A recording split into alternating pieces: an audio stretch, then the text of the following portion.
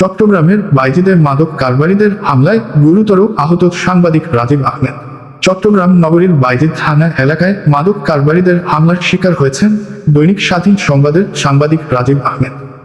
পেশাগত দায়িত্ব পালন করতে গিয়ে এই হামলার ঘটনায় তিনি গুরুতর আহত হন। বর্তমানে তিনি চট্টগ্রাম মেডিকেল কলেজ হাসপাতালের চিকিৎসাধীন রয়েছেন। এই ঘটনায় সাংবাদিক সমাজ, বিভিন্ন সামাজিক সংগঠন ও সচেতন মহলে উদ্বেগ ও ক্ষোভের সৃষ্টি হয়েছে। সাংবাদিকদের ওপর ধারাবাহিক হামলার ঘটনা স্বাধীন সাংবাদিকতা ও সত্য প্রকাশের পথে বড় ধরনের হুমকি বলে মনে করছেন সংশ্লিষ্টরা। এ বিষয়ে সাংবাদিক এবাদুল হোসেন বলেন, একজন সাংবাদিকের ওপর হামলা মানে শুধু একজন ব্যক্তির ওপর আঘাত নয়, এটি সত্য, ন্যায় ও স্বাধীন গণমাধ্যমের ওপর আঘাত। যারা সমাজের অন্যায়, অপরাধ ও মাদক কারবারির বিরুদ্ধে কাজ করেন তাদের নিরাপত্তা নিশ্চিত করা রাষ্ট্রের দায়িত্ব।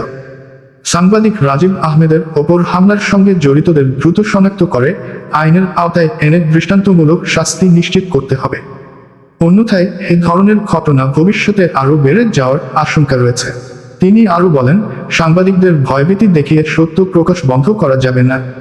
অপরাধীদের বিরুদ্ধে ঐক্যবদ্ধভাবে দাঁড়াতে হবে এবং সাংবাদিকদের নিরাপদ কর্মপরিবেশ নিশ্চিত করতে হবে।